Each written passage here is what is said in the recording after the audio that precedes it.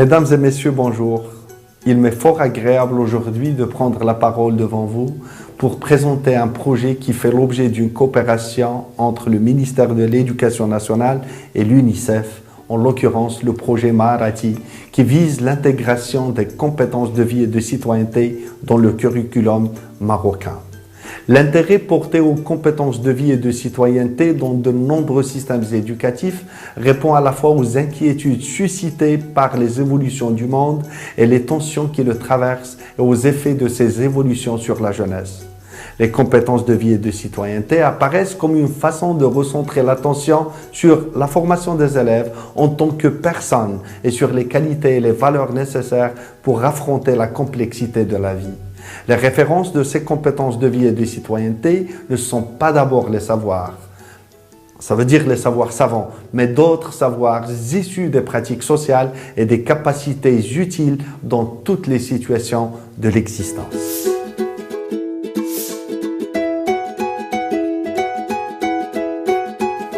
Comme chacun sait, le Maroc et le monde entier traversent une crise sanitaire exceptionnelle à cause du Covid-19. Le gouvernement marocain a pris des dispositions fermes pour freiner la propagation du virus. Les crèches, les écoles, les collèges, les lycées, les universités sont fermés depuis le 16 mars. Mais si les écoles sont fermées, l'enseignement doit continuer.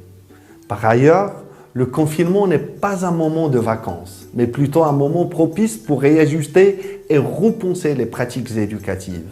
Certes, le monde change avec la crise du coronavirus et il faut nous y préparer.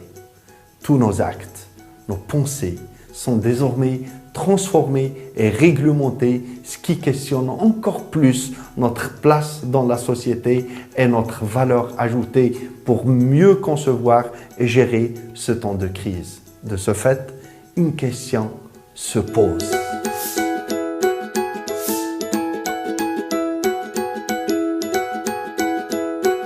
Enseigner ne consiste point à transvaser mécaniquement un savoir aseptisé dans un réceptacle glouton et passif, mais plutôt à construire les savoirs, les savoir-faire et les savoir-être selon une dynamique articulée autour de ce double pivot, l'interactivité et la complexité. Jacques Attali disait pour définir l'enseignant, c'est un éveilleur de conscience et un créateur de socialité. Pour autant, faute de pouvoir prédire l'avenir, nous sommes tous à l'affût des capacités qui permettront à nos enfants d'affronter le futur dans des conditions optimales. Nous avons le souci de les préparer à la vie tout en leur transmettant un savoir utile et révélateur. Les savoirs scolaires, quoique importants, semblent trop prolixes aux yeux de nos élèves et de nos familles, d'où la nécessité d'intégrer dans l'enseignement-apprentissage de nouvelles compétences susceptibles de donner sens au savoir et de créer un lien entre l'école et la vie. Plongés au cœur d'un grand bazar, nous découvrons de nouvelles formes d'accès à l'information et aux connaissances venues bousculer nos schémas éducatifs classiques. Les savoirs de base y sont tétanisés par l'émergence de compétences d'un genre nouveau, reconnu et valorisé économiquement et socialement. Les découpages disciplinaires habituels sont chahutés par des approches beaucoup plus transversales.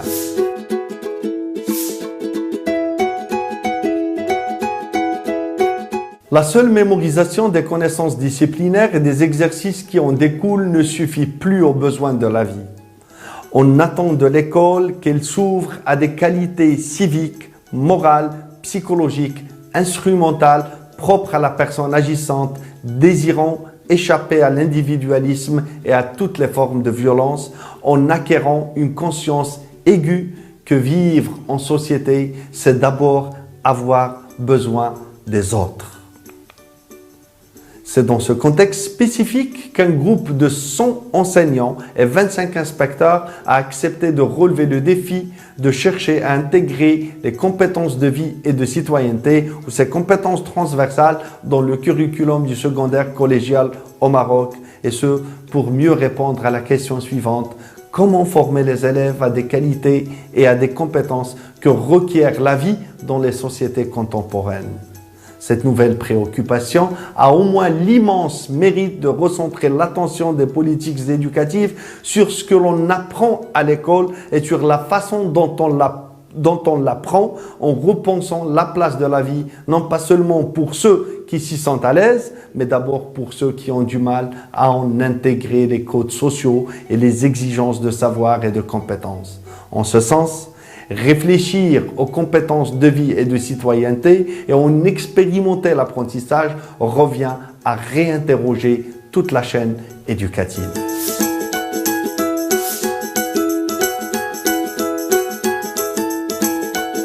On reproche souvent aux systèmes éducatifs d'être très déconnectés de la vie, de cultiver l'académisme et l'abstraction.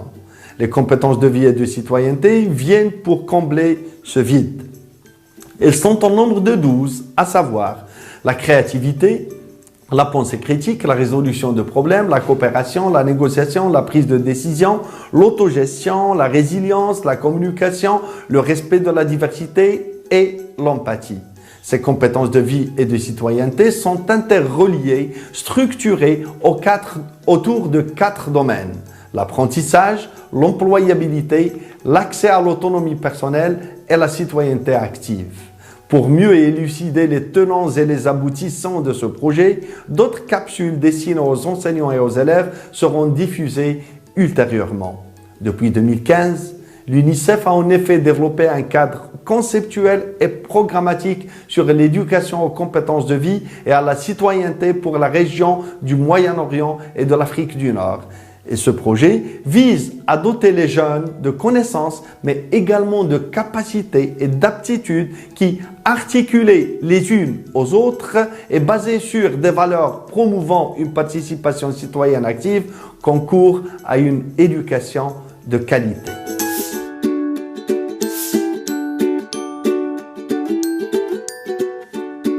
L'intégration des compétences de vie et de citoyenneté suscite 2 processus contradictoires. Le premier simule l'imagination et la créativité dans la recherche de solutions nouvelles. Le second est soit la recherche du retour à une stabilité passée, soit l'adhésion à un salut providentiel. Nos enfants d'aujourd'hui auront besoin d'un ensemble équilibré de compétences cognitives, sociales et affectives pour réussir le pari éducatif et social. Les compétences de vie et de citoyenneté pourraient influencer sur la probabilité que les individus ont de réussir leur parcours scolaire et professionnel en dépit des obstacles rencontrés. Ces compétences sont également des variables prédictives d'autres aspects comme l'état de citoyenneté perçu, la participation à la vie sociopolitique et la confiance envers les autres et le vivre ensemble.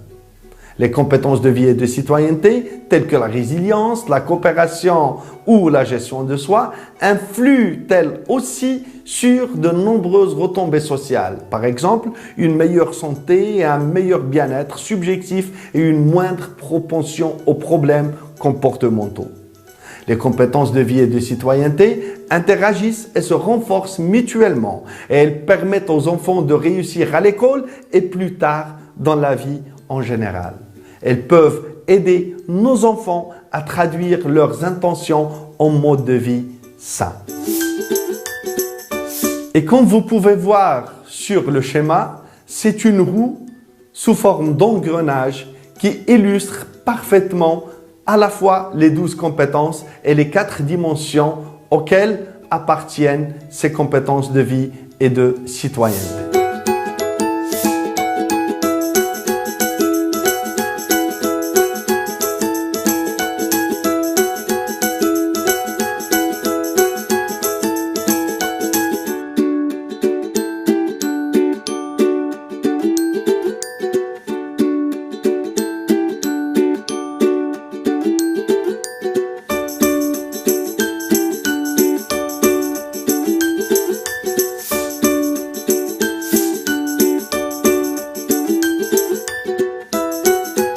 En variant les situations d'apprentissage, en repensant ces pratiques didactiques, en donnant sens au savoir, en créant des liens entre le savoir enseigné et la vie, l'intégration des CVC permettrait aux élèves de mieux traduire leurs intentions en actes, des actes sains.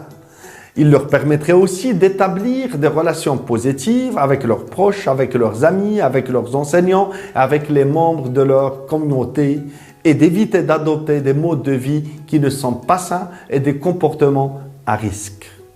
Comme exemple, la pensée critique implique la faculté d'utiliser les règles de l'analyse rationnelle et logique, de réfléchir de manière stratégique, d'appliquer les règles dans des situations réelles et inédites pour résoudre des problèmes de vie.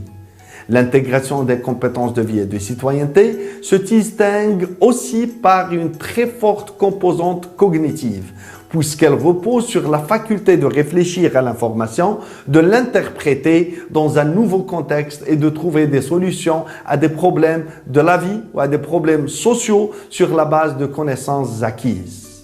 Par ailleurs, par cette intégration dans les apprentissages, on peut également favoriser certains aspects de l'enseignement de qualité associés à l'ouverture d'esprit dans l'imagination et le non-conformisme.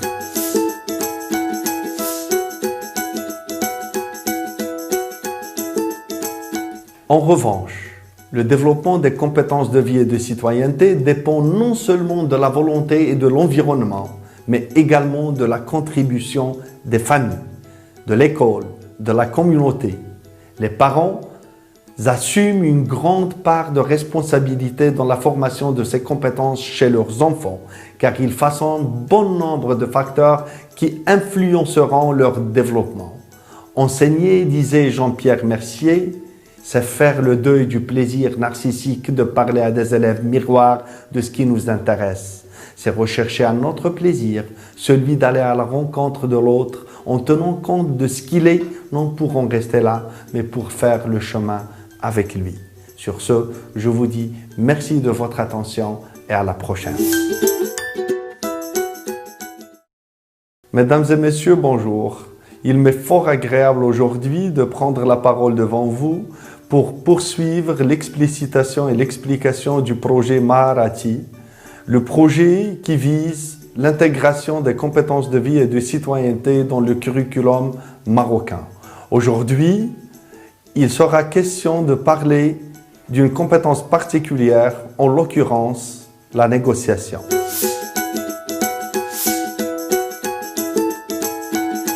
Mais avant de commencer, je vous propose de cogiter à propos de cette belle citation de Sénèque. « Vivre, ce n'est pas attendre que l'orage passe. Vivre, c'est apprendre à danser sous la pluie », comme disait Sénèque. Donc, dans n'importe quelle situation difficile, il ne faut pas baisser les bras, il faut apprendre à négocier, il faut apprendre à danser sous la pluie pour essayer d'arriver à un compromis ou à un accord.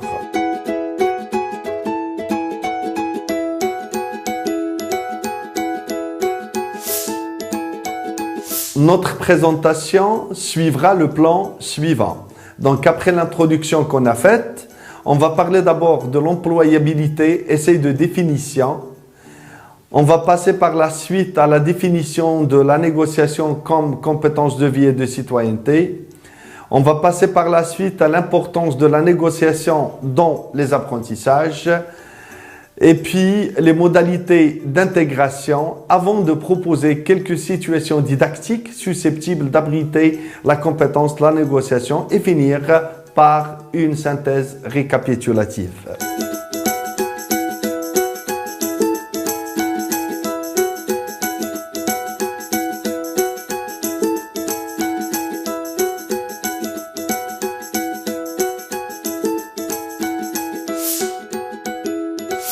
Il serait crucial d'abord de définir la dimension à laquelle appartient la négociation, en l'occurrence l'employabilité, parmi bien sûr les 4 dimensions. L'employabilité qui se définit dans une acception très simple, c'est le fait d'employer les connaissances scolaires dans des situations réelles, et ce, en faisant appel au savoir dans le domaine de la vie et en répondant aux exigences du marché d'emploi. Et comme vous voyez, il y a 2 dimensions, à savoir le domaine social et le domaine professionnel. Bien sûr, cette définition peut se schématiser plutôt comme suit. Il y a l'acquisition des savoirs avec l'intégration des CVC qui sont au nombre de 12. Ceci permet de travailler à la fois le domaine social et le domaine professionnel, ce qui permettrait par la suite de mieux favoriser les actions suivantes: adapter, s'intégrer, s'épanouir, conserver, etc.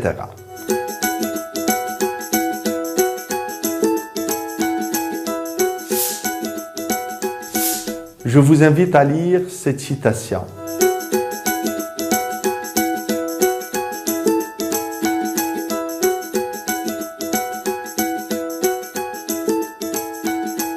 Nous travaillerons ensemble pour soutenir le courage là où il y a la peur, pour encourager la négociation là où il y a le conflit et donner l'espoir là où règne le désespoir.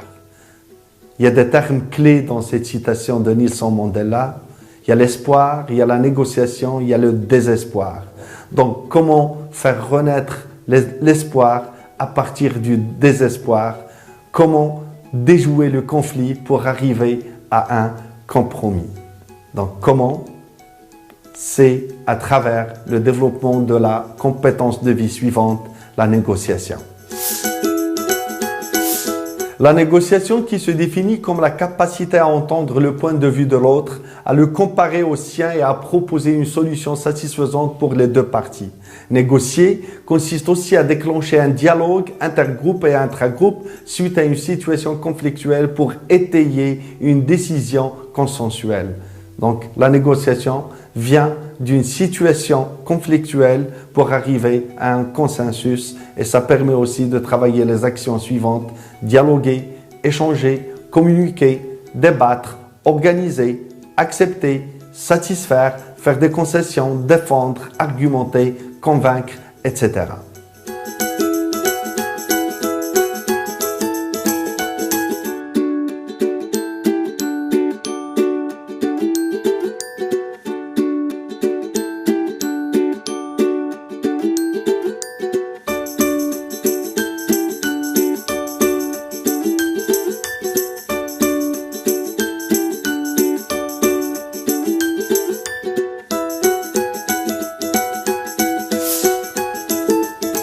Maintenant, on passe à l'importance de la négociation dans le domaine des apprentissages surtout.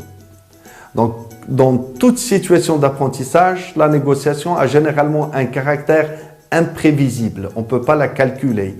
Donc, elle peut se manifester à tout moment de l'interaction en classe et créer des activités didactiques secondaires. Cette compétence de vie a pour but la résolution de désaccords momentanés, souvent relatifs à une incompréhension entre les acteurs de la classe. Elle sert donc à gérer une activité didactique ou l'agencement de cette activité, à clarifier un énoncé, une expression ou un item.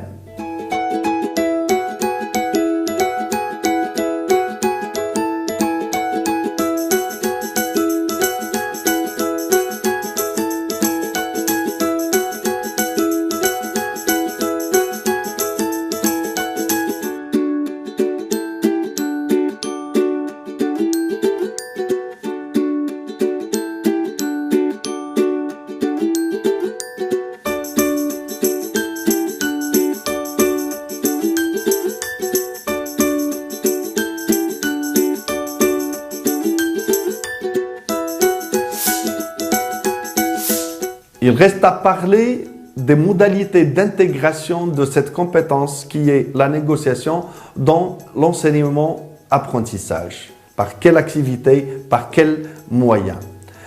Toutes les activités groupales impliquent une négociation. Tant qu'il y a groupe classe, il y a négociation. Surtout lorsque ces activités sont conflictuelles. Toute situation d'apprentissage visant l'arrivée à un accord, à un compromis, à un consensus. Ceci permet d'apprécier ce qu'on gagne et ce qu'on perd, ce que l'autre gagne et perd dans une situation qui fait question.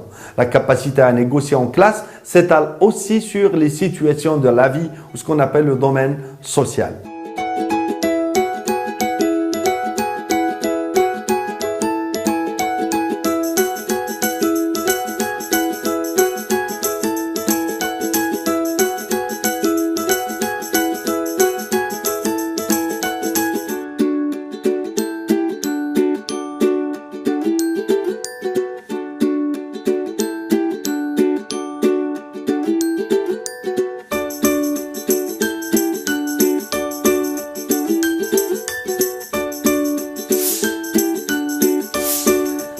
Pour mieux résumer et schématiser les modalités d'intégration de cette compétence dans l'enseignement-apprentissage, on peut voir le schéma suivant.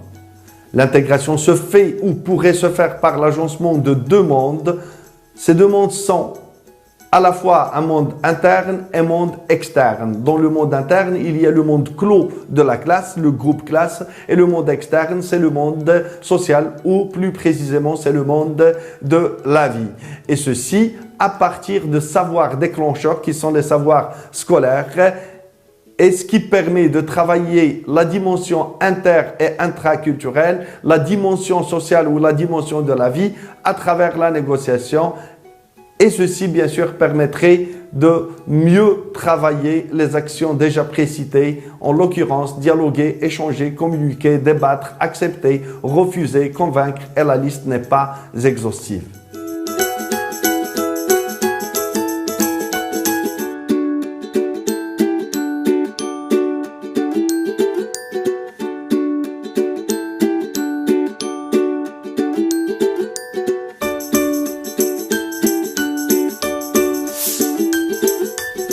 Quelles sont les situations didactiques susceptibles d'abriter la négociation?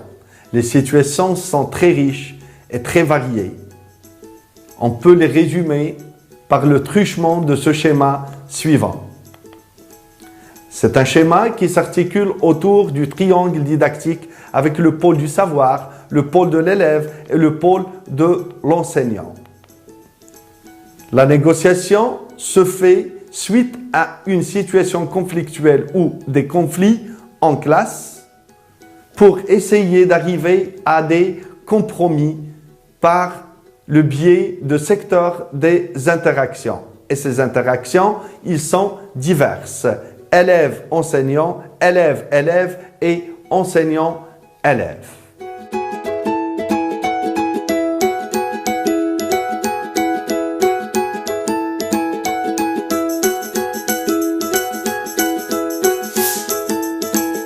Eu égard à la complexité de la compétence traitée, qui est la négociation, vu les problèmes qu'elle suscite et les interrogations qu'elle déclenche, le présent travail constitue le prélude d'un long cheminement de capsules ultérieures dans le dessein de définir les descripteurs relatifs à cette compétence de vie.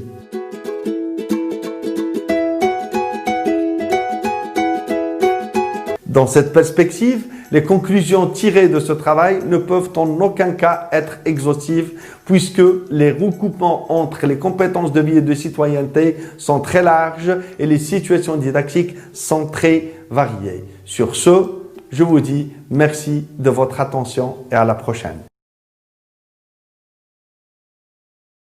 وزارة التربية الوطنية والتكوين المهني والتعليم العالي